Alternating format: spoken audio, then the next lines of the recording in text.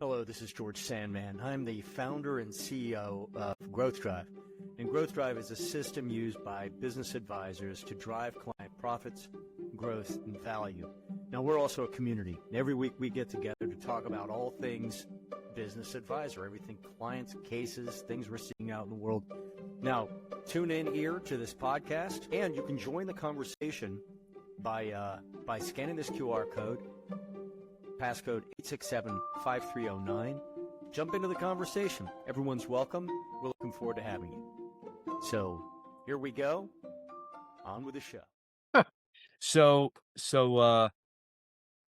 man, bunch of stuff. I'm expecting a contract today from the hotel for the summit. October 5th, 6th, and 7th here in beautiful Charleston, South Carolina. I'm sure Motel 6 is going to get that right over to you, George. They're actually busy. They're actually busy. It was a day's in, and they're busy. They're jackhammering it down today, and they're putting in a Four Seasons. So They have a pool there. Don't they, at the Motel 6?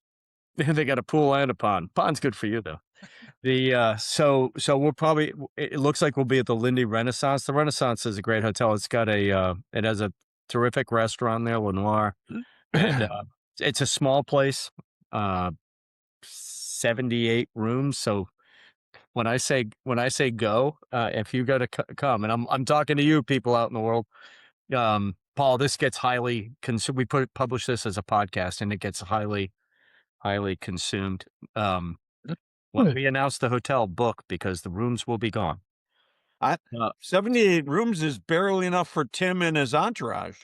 The Tim Garage. We had to charter a bigger jet this year. Yeah, I know.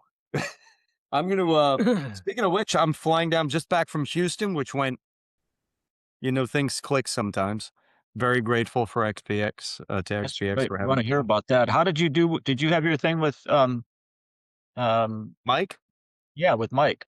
Mike is on Thursday evening. I'm flying down on Thursday, and we're going to have lunch together and then talk about strategic capacity, the integrated strategic capacity doctrine, the 85 plus strategic capacity asset class, all the fun stuff we've been talking about recently.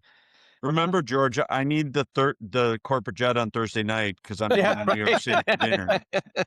I've got a golf game to get to. Yeah, exactly.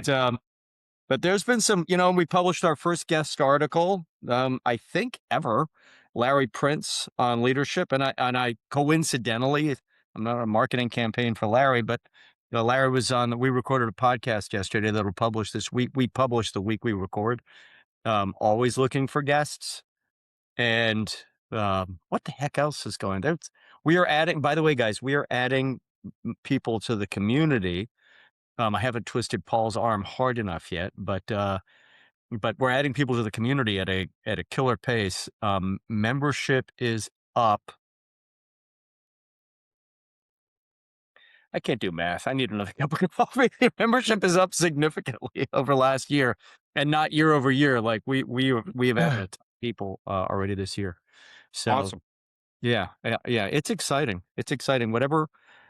It's you guys, right? I mean, it's the community, and this resonates powerfully with people.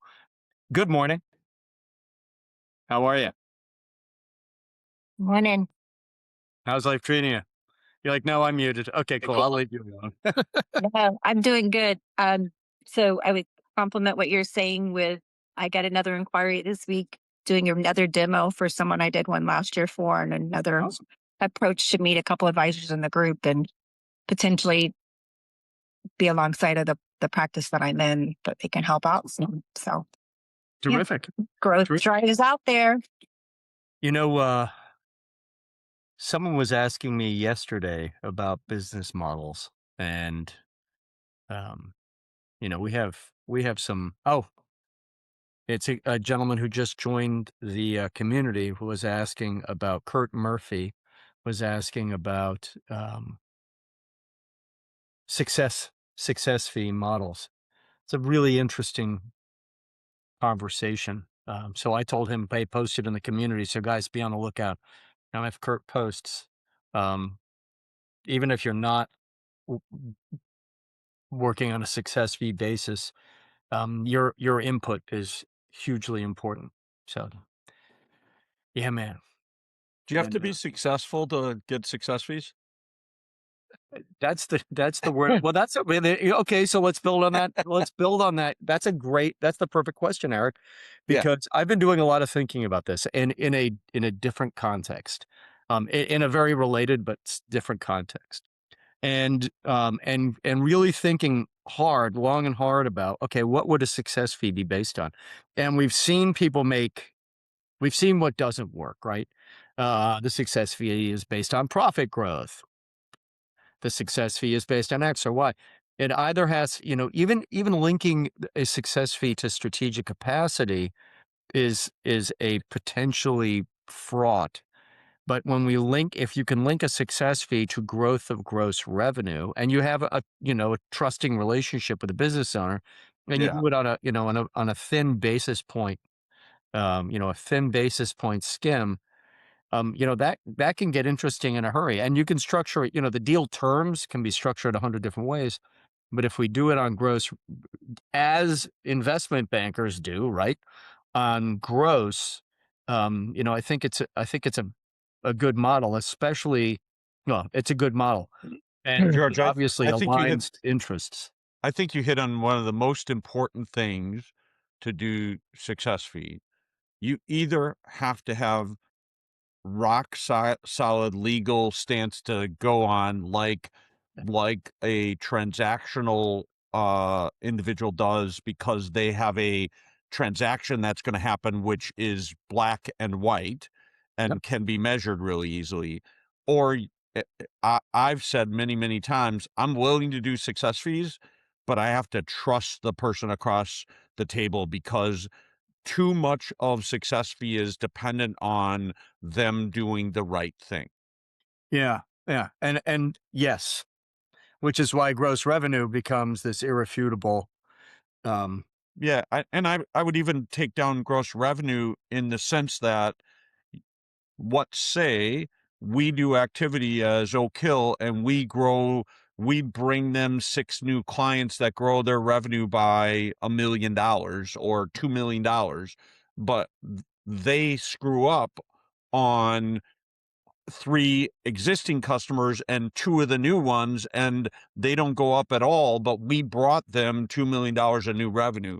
Again, you can design that well. Look, we're going to get success fee paid on what we brought you, not on what you actually book and get in your bookings, not revenue.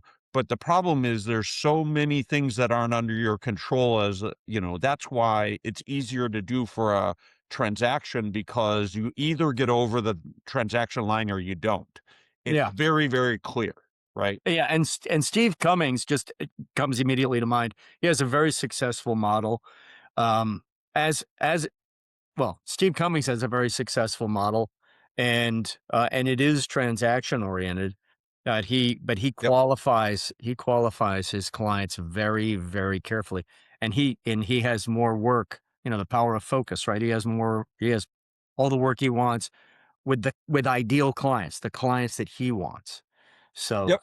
um, Yeah. hey, I'm all for success fee because it's a great alignment tool. It's just a very difficult tool to do outside of clear-cut transactions yeah, and yes, and to do well. So, go ahead, Paul. what do you do with different things? So, I did help a company sell after some things happened when I was working with them.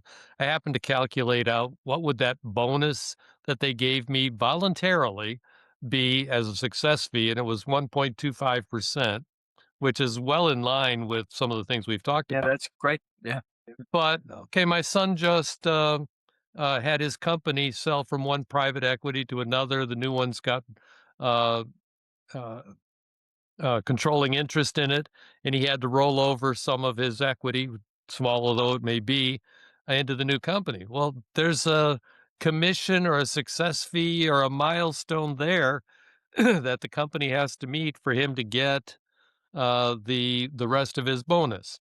If I'm a salesperson who is intended to be a hunter and go out and find new clients, not existing clients.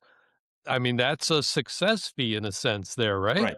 I know people who are tax experts who will work for you for nothing because they will take the money out of the savings that they provide you. Yeah, that's a And common same thing model. with expense reduction people. Yep. They will work for nothing because they will guarantee something. Again, I would argue, Paul, that both of those examples are transactional.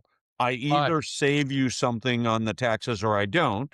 I either save you something on the cost savings or I don't, and it's easy to measure. But how is that different than you're saying it's easy to measure, okay? But sales, It's got to be clear cut. I mean, Oh. George went through it really quickly, but think about how fraught EBITDA is, right? Okay, I'm going to increase your EBITDA from 500,000 to $1 million. I'm going to do all these things.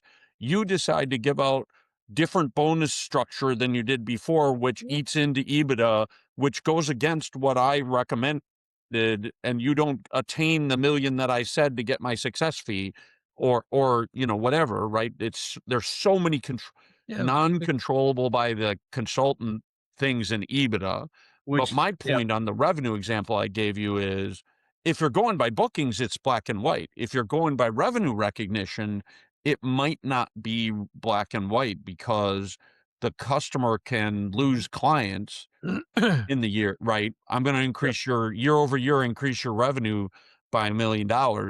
Did I do that? Is it up $1 million more at the end of the year, right?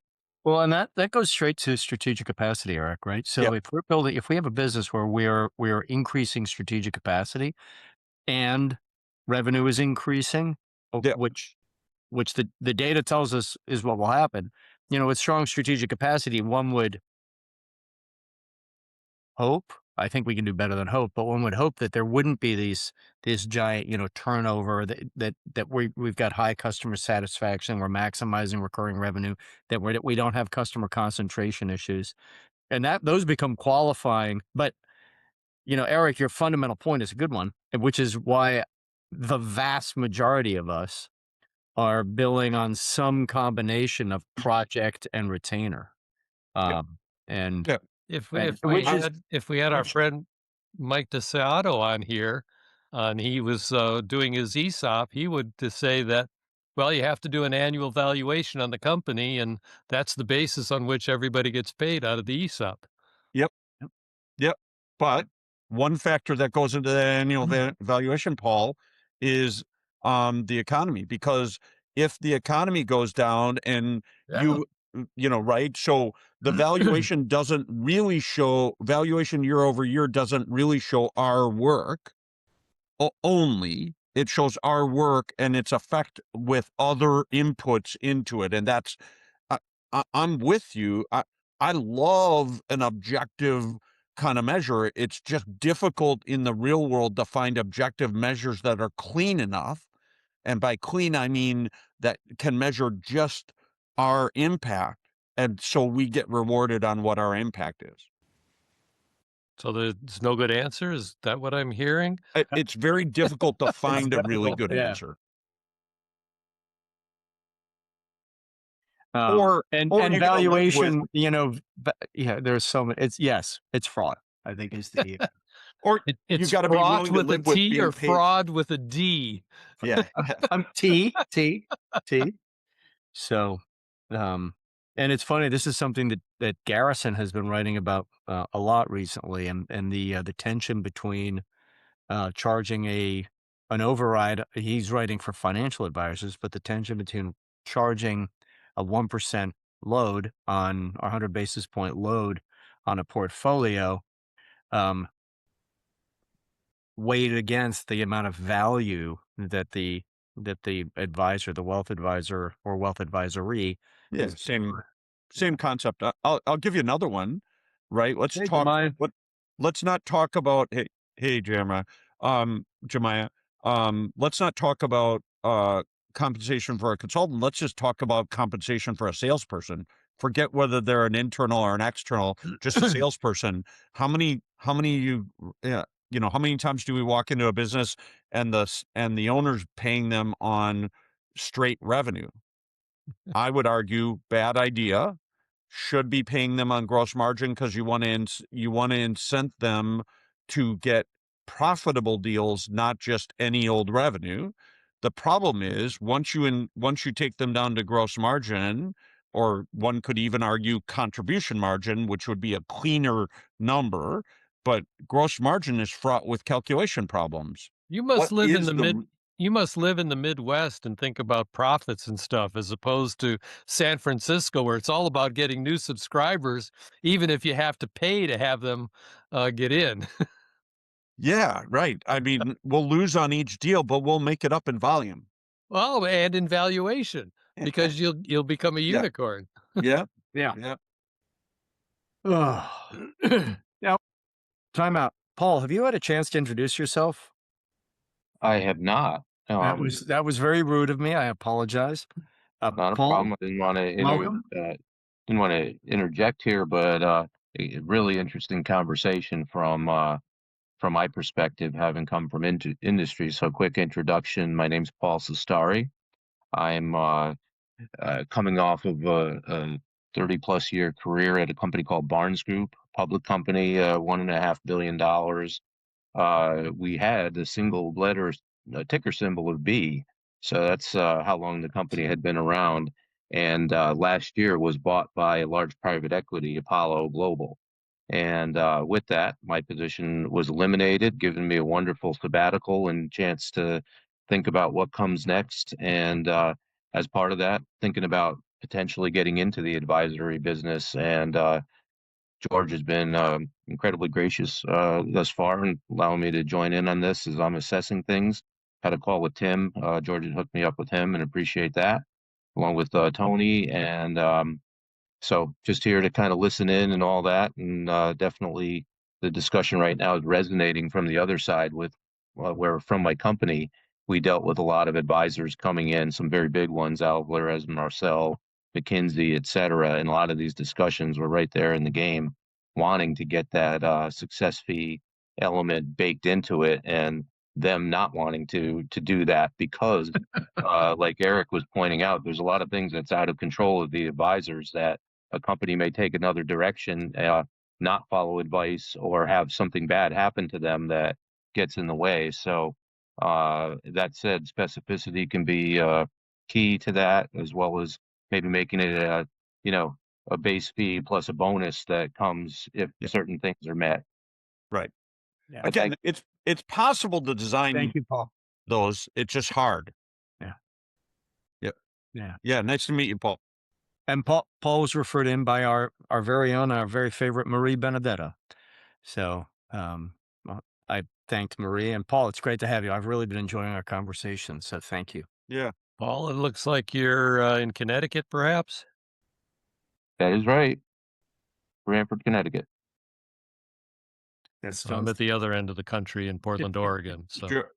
we're all over. Paul, how do you do that? He can look at the background and tell what someone is.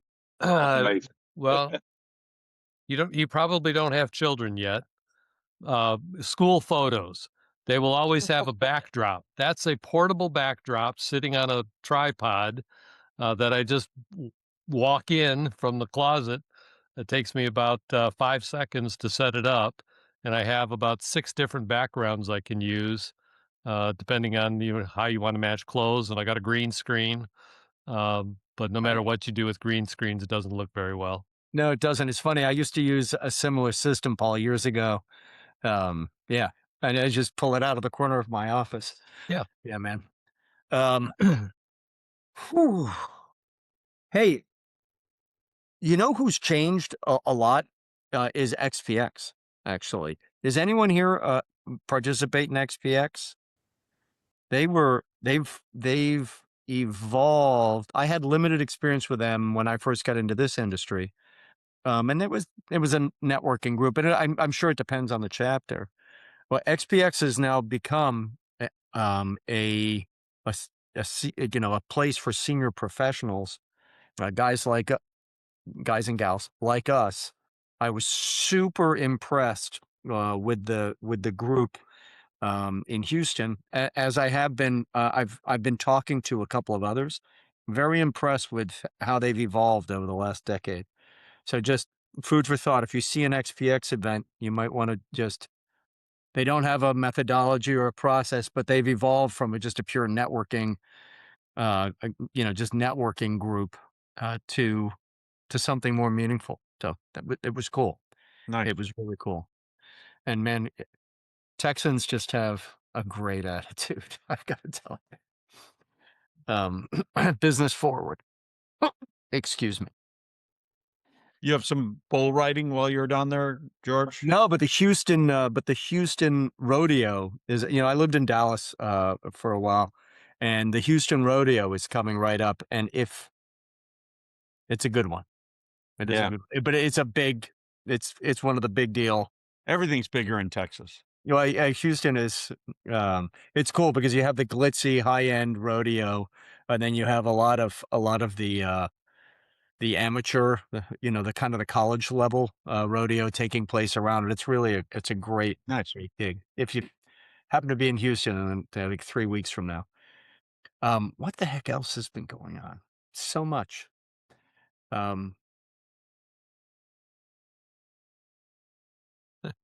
While we're sitting, I think I've mentioned, everybody have Applaud? Anybody have Applaud?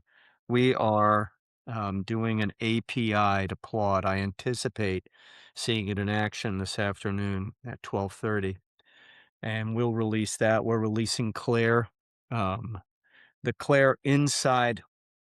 I'm not going to give a class on AI. The Claire inside Clarity is retrieval augmented generation, so it's a little different. It's powered by OpenAI, and our central block is OpenAI, but it's technologically slightly different than the wide open model. But she's smart, and I can't wait for you guys to start using her inside Clarity. We're going to add Claude so that you can add your meeting notes. So Claire will be able to see the analysis and the meeting notes and bring all of that into deliverables. Kind of cool. And then we're going to connect to QuickBooks. And the connecting to QuickBooks, actually bringing this full circle to our conversation about success fees. And we really want you to be able to track a correlation in between execution and the impact it has on some key thank you, Teresa. Some key financial metrics.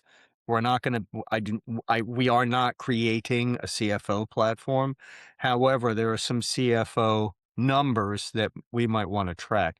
And with just a few, and I know a couple of you have a financial background, with just a few metrics, we can start doing some pretty cool stuff. Will help you demonstrate the value you're delivering. So that's Nice. that's all. That's all. So that's from a oh, who here has participated in the Fearless Business Advisor course in the past? None of you? Okay. I've been asked.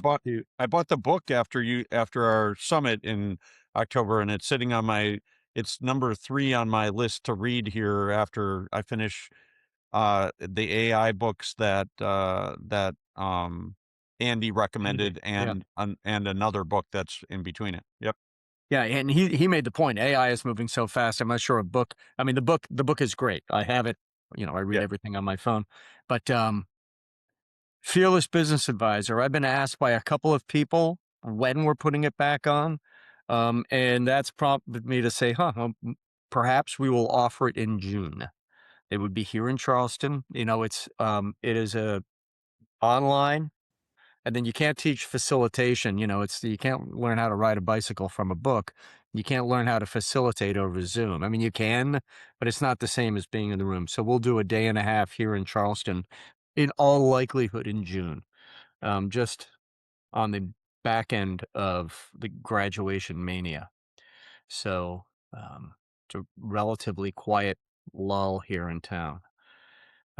So food for thought. We're also, Andy and I have talked about evolving the curriculum. And well, we've talked about evolving the curriculum. I won't go down the rabbit hole there, but we use, I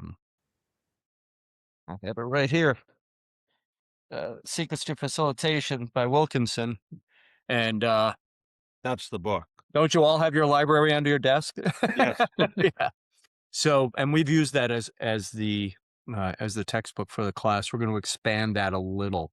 I really want to, but this is a practical course. We want to focus on the practicality. Those of you who have taken C3D, we do talk, dive into the facilitation module. We talk about the 5 Ps of preparation that comes straight out of Wilkinson, all copyright respect. So, yeah, man, exciting. We have an exciting year going on here. How are you guys? The reports I'm getting, I guess nobody calls me really to say, singing the blues, but how are things going for you guys? Dropping first sales call. Oh, bye, Teresa. I didn't know who iPhone was. How are things are you guys seeing, how are your clients feeling? What's your sense from the market? We've had Didn't mean to kill the conversation. yeah, we've had an incredible amount of people raising their hand and asking for help, and so we've had 8 or 9 since the start of the year. We've had 8 or 9 referrals and talking to people. I'm not sure that's always a reflection of people loving the market, right? But we've seen a lot of activity out there of people wanting to grow. I always read that as I'm not growing as fast as I want to for whatever reason. I've stubbed my toe or there are problems in my business, but I see the environment to grow and I'm not able to utilize it. So it's sort of an indirect reflection of the market that they see possibility and they're not getting to capitalize on it. So, my read is, generally speaking, that people are pretty good. There are pockets that are doing really well, and there are pockets that are, struggling tariff-wise or otherwise. But I think generally speaking, we see people pretty positive on the market. Yeah, it's interesting. There seems to be like certainty now, or confidence in uncertainty. I don't know how to put that. Yeah. Resilience in the face. I think we've adjusted to, I think we're learning more and more that we're not going to have the long periods that we've historically had of just sort of, flat with no big bumps in them. And then, the Great Recession or, something happening every 5 or 10 years. Now we're going to have a little bumpier ride. And I think people are starting to understand that that's just going to be the way it's going to be going forward more. Yeah. They've adjusted to uncertainty a little bit. My picture of the industry is perhaps a bit different. So I see a lot of different mixed things going on. Historically, the freight market has been a good indicator for what's happening with the economy. And the freight market has been in a depression for 2.5 years, and it's still expected to continue at least through the first half of this year. I'd say it's only a hope that it's going to change in the second half. So we're seeing 80-year-old transportation companies just going out of business overnight, unexpectedly, in addition to the acquisitions that are occurring. Spring is the big time for lots of shows for the trucks. I'm seeing that all the vendor exhibitor slots are sold, but I'm seeing the companies also saying, we're extending early signups. We're extending the hotels, which tells me they're having trouble getting people to actually come to the shows rather than just being the exhibitors. I have my own conference for a small trade association, and I'm having trouble getting people to sign up.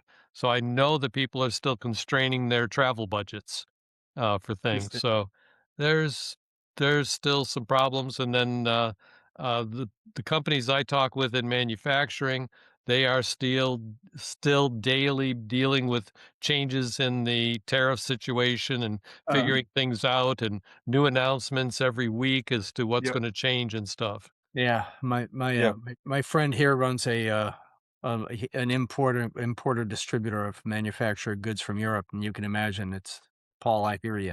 Yeah. Yeah. Tim, you now I'm flying up to see you here in a few weeks.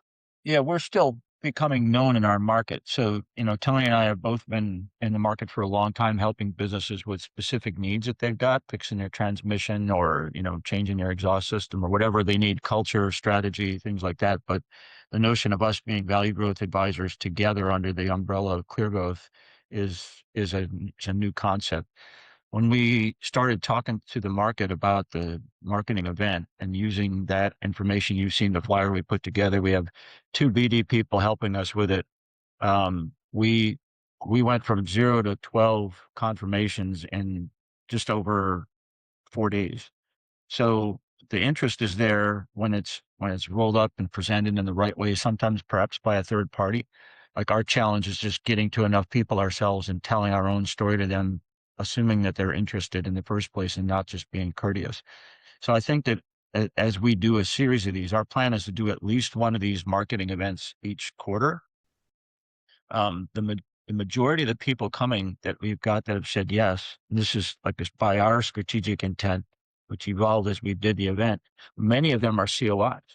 So they're not necessarily business owners that would engage us. Some of them are hybrid. Some of them could be both, right? They're the business that they run as a COI could use our help too, but we consider that an investment in the future. So the more people that come and see the author, the Forbes author, talk about the process and what we're doing, the more likely they're going to want to host one of these events for their business owner clients.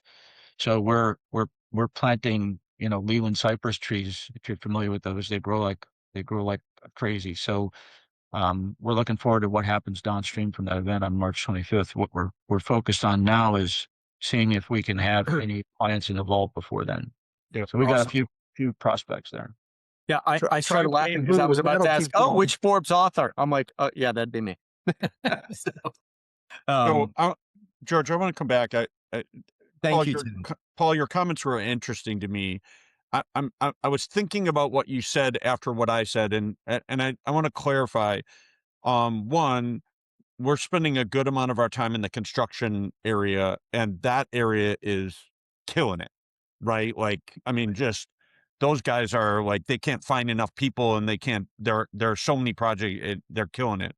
The second thing that's interesting to me as I thought about it is a lot of our manufacturing clients, just the ones we happen to get, a lot of them have, instead of shipping all over the world or shipping all across the country, are shipping within 90 or 120 miles or 150 miles, which is a whole different thing than. So your freight comments were interesting to me. And then I thought a lot of these guys are delivering with their own truck around, in a local area, right? And so I think there's a mixed bag of that manufacturing depending on what they're doing. We've had clients that are international. I have a client in Belgium, right? And their subsidiary is here in Wisconsin. And so like we've had that relationship. But we've also had the ones that are making stuff for local people, right? And so they can get their materials and they can manufacture it, and the local people are buying it, right? And so by local, I mean 90, 120 mile radius, not halfway across the country, right? So I think there are different pockets of things going on.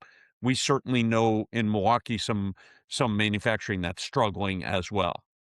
So Yeah, it's an interesting time. it is. I'm surprised about your comment about the construction to some extent because of the cost of lumber, and with everything that has been going on with immigration enforcement. There's a lack of labor available to do anything in construction. Yeah, it's just that there's so many construction projects going on, right? And yeah. Yeah, we haven't. I can tell you, Texas always has sky cranes all over the place. It's a super regional. It's booming here. Yeah. Construction Milwaukee is is absolutely very- booming, and everything from building big facilities to hotels to home building is really cranking down here, and we have a lot of foreign-born labor here in South Carolina. So Americans. Yeah, we're in an interesting time. I'm glad to hear that. It's always interesting. Tim, Yeah. your event, you have 15 people registered. I think we've got 13 or 14 people that have said they're coming. And then there's 4 or 5 people from our team, including Tony, myself, the guys helping us put it on. And then one person we're bringing down to Charleston that we think we're going to have join our team, and then our BD person. So Great, we'll be somewhere. I think I'd like to get a few more that are saying yes before we actually finish. There's always a few that can't make it. Awesome. Yeah, that's going to be terrific, man. I'm looking forward to it. Thank you for having me up. Yeah, we appreciate you making yourself available. In fact, I just went and looked at the speaking page. We need to add that to the speaking page. Speaking of Charleston, there's a chance. I don't know how to quantify it. The conversation is certainly productive of a CFO group bringing a significant cohort to our summit, which would be very interesting. Fractional CFOs. So we live in interesting times. Ed, good morning, man. Good morning. I'd be remiss. It's so hot. Where are you? Are you in Florida still? I'm still in Florida. Yeah. Nice. Good for you. Ed, Paul, Ed is, Ed and I have been friends for 15 years. Yeah, about that. Yeah. Yeah. Ed and I started doing business together a long time ago, and we became friends. Ed's on our advisory board. Ed is on the C3D faculty, et cetera. And Ed's a evaluator. Actually comes out of industry as well. MBA, CPA, Chem guy. So is that a fair description, Ed? Yep. We do a lot of business valuation work, and specialty is I do a lot of computer technology and software. Yeah. So what else is on everyone's mind? Burning questions, problems, opportunities. How's the BEI relationship moving forward? Great. It's taking a little longer to get it's taken a little longer because we're integrating a little more of the clarity into their software. But the relationship is outstanding. Hey, Joe. And we're moving forward. It's just taking a little, as these things do. Welcome to software, but it's taking a little longer to get the product aspect completed. But as far as a strategic relationship is concerned, outstanding. And I'm pursuing the CEXP, which starts with the boot camp. I'll very quickly get to the AEXP, which is the study, the additional coursework around basically getting a PhD in exit planning. And they're doing a tremendous amount of what they've evolved, the owner-based planning. That owner-based planning is going to be one of the links with our community. So exciting stuff going on. Ed and I just facilitated our first Central Ohio chapter meeting at PEI Roundtable. Awesome. And a great experience. And the interconnectivity and what really good local resources are able to talk to each other. And we reviewed a case that PEI gave us, but then got into a very, very strategic conversation about handling the owner, and everybody was in really great alignment and their experiences, and I felt like the group was engaged from the standpoint of you can't go anywhere else and have this kind of level of conversation with other professionals in a meaningful way, kind of on a steady diet, right? Of getting your strategic time and your thoughts together. So I think the format that Fletcher has been working now, I think they're up to 8 or 10 groups now across the U.S.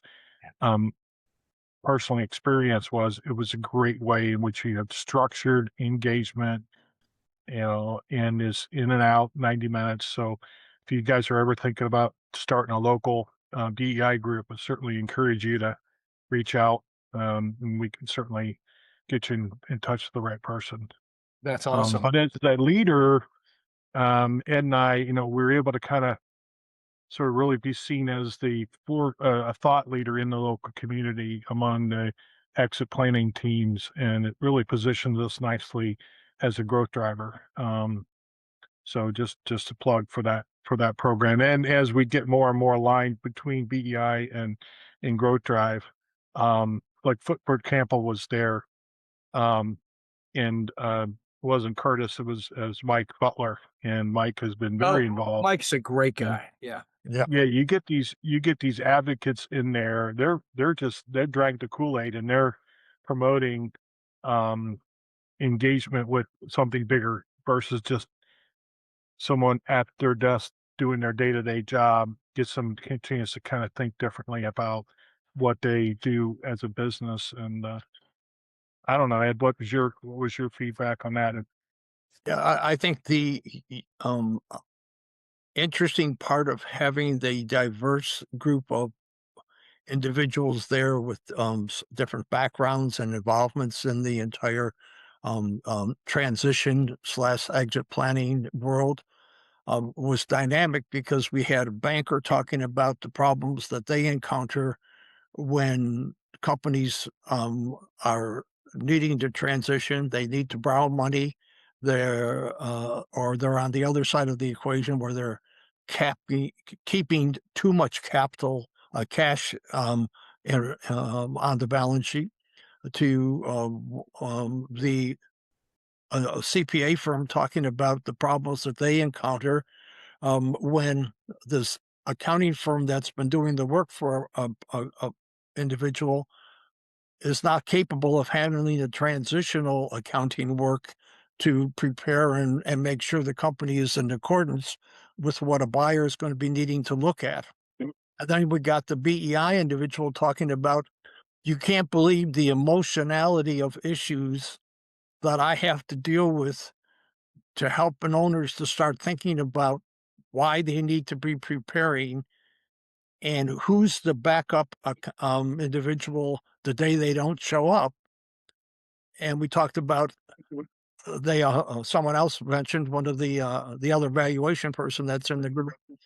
She mentioned that accountability. Who's the owner accountable to, and how hard is it to find owners who are been charging and leading for however many years suddenly need to step back and not be the day-to-day involved with everything. How do you emotionally get that person to accept the fact that a transition will change their life, but they got to figure out what is the life going to be like after the transition? So we had really diverse mix of input. And then Michael Butler then talked about, he's talking to these firms all over the country. They've got 18 people that run around the country in different areas. And the biggest problem they have is owners that businesses are too owner dependent. Yeah. And there's no plan to vacate and get out. And I think the fact that BEI gave us a foundation to start the first meeting really got us to thinking and challenging with great open-ended questions against the case. And so I can only tell you enough positives. Yeah, it's interesting.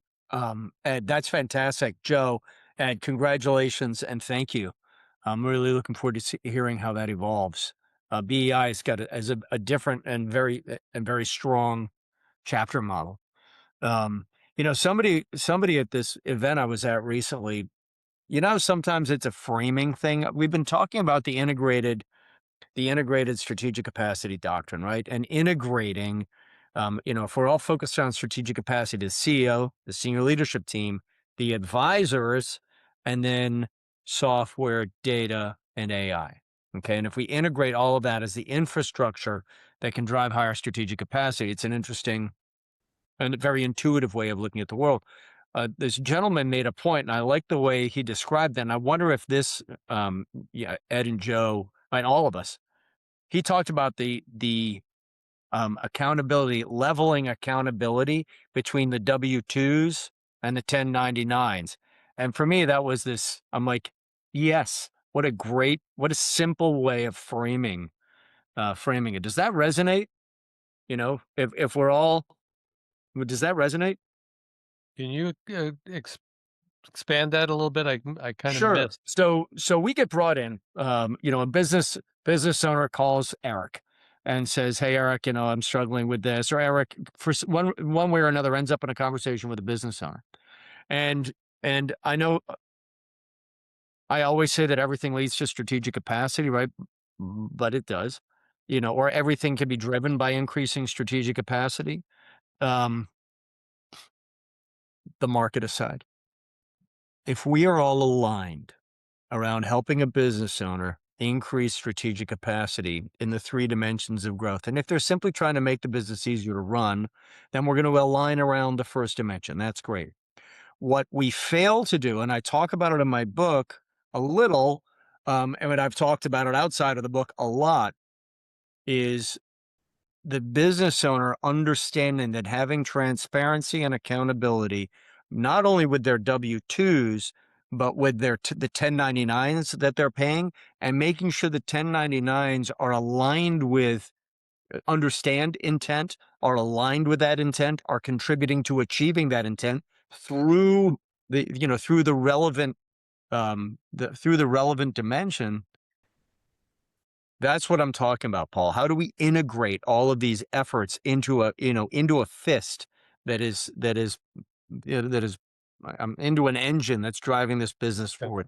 Didn't want to get violent. Sorry. Yeah, I one of the things I think about is when you're trying to create a culture and accountability or whatever in a company, how do you deal with the larger number of 1099s that you have today and professional services people? Yes, because we You live in a have, gig economy. Heck yes, Paul. your fractional CFO may not be a 1099 per se. You have a contract with them. Yes, you have to issue a 1099 for tax purposes, but it's a little bit different. And then they've got 10 other companies that are all asking them to be ethical or, have different cultures and stuff. How does that poor person do it? How do you really get them to be part of your culture? That's interesting. That's a line, a parallel question, and that's a great. So, Has anybody had a how do you chance? Go ahead. get them to go native? Is that what you're saying, Paul? How do you get them to go native on you? Yeah. Well, they're supposed to be part of your team, and you're supposed to have. How do you have a one-on-one meeting with them? What's the difference? You're not there to help them with their um, growth in the company. You're not there to help them with performance issues. It's different, and I don't know how it handles today. Eric, you've seen the statistics that say manufacturing has decreased over the years. Well, if we go back to when it was high, there was a bookkeeper, an accountant, and a controller in every plant. There were janitors and everybody else in there. And the way we count employment, I'll bet they were part of the thing then. But today they're not, because those are all outside services or contractors. And so they're not part of it. And I don't know how to deal with that yet. Yeah, man. Well, and that's the conversation we need to be having as a community, because this is a gig economy. Outsourcing is the wrong, I hate the term. You're not outsourcing. You're bringing in fractional help, right? You're buying what you need, and someone else is going at risk. George, I think you're hitting on something there that goes right to what Paul is talking about. I think again, words matter. I think we've leaned into the outsourcing kind of mentality. And because we outsource, we consider them outside of our organization and we treat them that way and we think about them that way. Uh, to be honest, I use the word partnering when I talk to clients. I'm not about being outsourced or being an outsourced solution for them. I'm about being a partnering solution for them. I'm there to partner with them to get what they want done. And Paul, I think you're asking a spectacularly great question, honestly. I think it goes to a mindset first. Just like culture, you can't just write a bunch of things down on a piece of paper and then everybody will do them. You have to demonstrate it and you have to do the activities and the leadership that drives some of that, right? And I think that it's true in this instance. The people who are hiring, I think just like employees, partnership versus outsourcing starts at the who do you engage with? Who do you partner with? And then it starts with don't write an SLA that just has performance aspects in it. Write an SLA that has expectations for behaviors too.